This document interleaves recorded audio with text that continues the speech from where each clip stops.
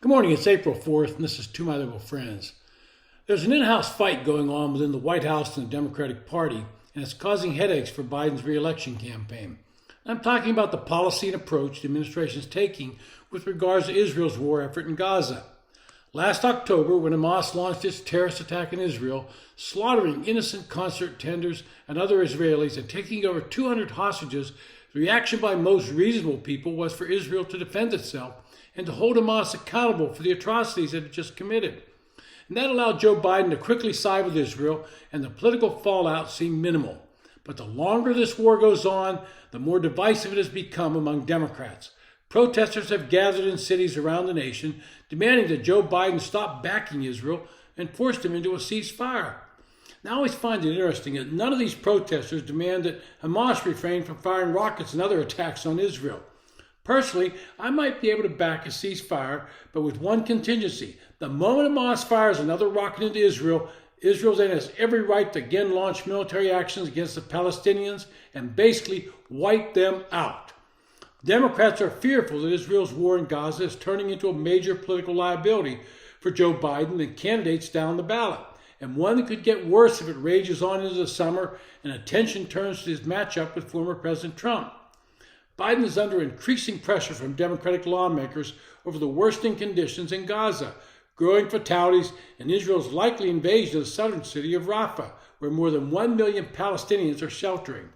At just about every Biden speech or campaign stop, the issue breaks out protesters. Last week, it was interrupted during two campaign stops, one in Raleigh, North Carolina, and one in New York City, when he was alongside former Presidents Obama and Clinton for a major donor event. Had time for the donor event, couldn't make time for the wake for the fallen New York City police officer.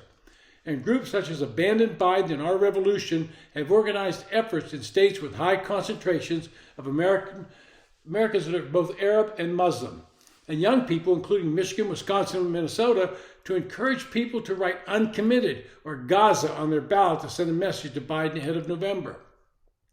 It did not help that 7 aid workers were killed last Monday in an airstrike that Israel took responsibility for launching. The problem for Israel is that Hamas uses schools, hospitals, and any other civilian operation as a way of hiding their forces and munitions. All of this has only fueled those on the left in demanding that Biden cease any military aid to Israel. And to prove their point, they only have to look at the political damage they're doing to Biden. In the Wisconsin Democratic primary, 8.4% of voters selected the uninstructed option rather than vote for President Biden, which amounted to almost 48,000 votes. Additionally, 17,000 plus votes, that's 3.1%, were cast for Democratic Representative Dean Phillips, who's no longer in the race. In Connecticut, the total vote for uncommitted was 11.5%, just under 8,000 votes. In Rhode Island, 14.9% of voters were uncommitted, which totaled under 4,000 votes. If these voters don't vote for Biden in November, or they simply stay home, then it spells big trouble for Biden and down-ballot Democrats. And this has forced the White House to try and reach out to the American Muslim community. It did not go well when a Palestinian ER doctor from Chicago walked out of a meeting with Biden. He was there with a group of Arab American leaders who had declined to meet during Ramadan over their protest of U.S. policy.